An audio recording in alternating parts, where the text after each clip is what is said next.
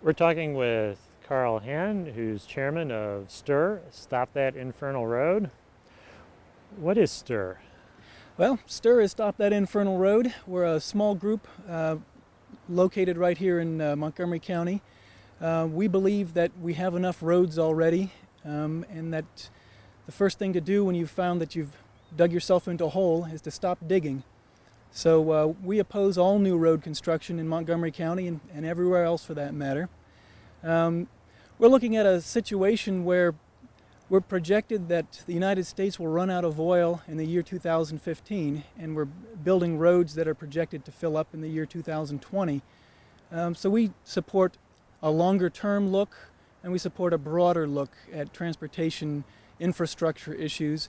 And we believe that it's time to start looking more at transit and what makes it work and what doesn't make it work. We've got an economy that has strong built-in subsidies to automobiles, and that's one of the things we focus on. And so when you're looking at no new roads, what are the alternatives you've been looking at?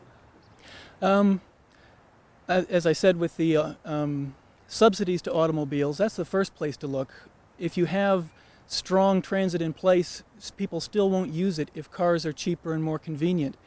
Looking at the Montrose Parkway issue, we created a plan specifically for that. And what sort of things would be in that plan? Well, we've got an office complex which is just less than a mile north of here that has 10,000 people working in it, the great majority of whom drive to work by themselves.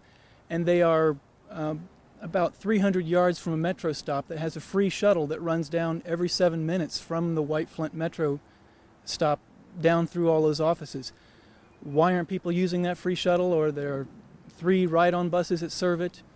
Well, because the ride-on buses cost $1.10, so it's $2.20 a day, and if you throw in a metro ride on top of that, we're looking at $5 a day versus free to drive in and park. And of course, driving is more convenient. So what we're looking at is to institute a parking fee along that office area, and use that money to reduce the cost of metro. It would make along that area where the parking fee would be instituted, they would have 1,000 people could ride the metro for free. All the buses that serve that area would be brought from $1.10 a ride down to 25 cents a ride. Then we could take, still with the money just raised by the parking fee, and take all the buses that serve Rockville Metro Station and Shady Grove Metro Station and provide free rail-to-bus transfers, and that's 30 bus routes. We could put in bike locking facilities, and that's the sort of thing we can do with the money raised just by a parking fee there, which is really, I work there, I'd be one who's paying that parking fee.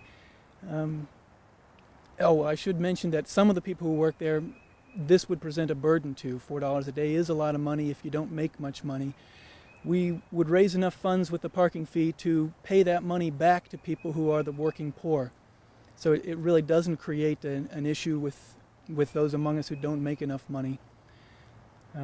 So right now where people are getting parking for free, make them pay for that use of that resource, and then you'd even out the economics between the two modes, the transit or the car use. Right. Well, people would say, wait a minute, I pay gas taxes. It's not fair to charge me again. They don't realize that their gas taxes pay for the road construction. They don't necessarily pay for road maintenance. Local road maintenance is usually paid for out of local income taxes and local property taxes. It doesn't pay for the policemen who try to keep our roads safe, and it doesn't pay for the ambulances that we need because the roads aren't safe. It doesn't pay for snow plowing. It doesn't pay for sign and signal costs. The gas tax doesn't pay for the environmental harm that it causes. It doesn't pay for the increased incidence of asthma and respiratory diseases.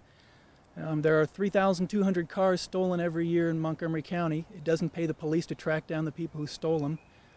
So there's a myriad of subsidies to cars that are hidden, and people don't realize them. But when you add it all up, the World Resources Institute brings it out to $2,000 per car per year. So when you start eliminating some of that subsidies, you open up alternatives for transit. The plan that we have for Montrose Parkway we estimate would reduce gasoline consumption by 700,000 gallons per year.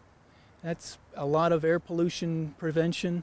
That's a lot of a traffic reduction. We would believe it would reduce traffic on Montrose Parkway by 20% and reduce the number of car crashes by over 40 car crashes per year.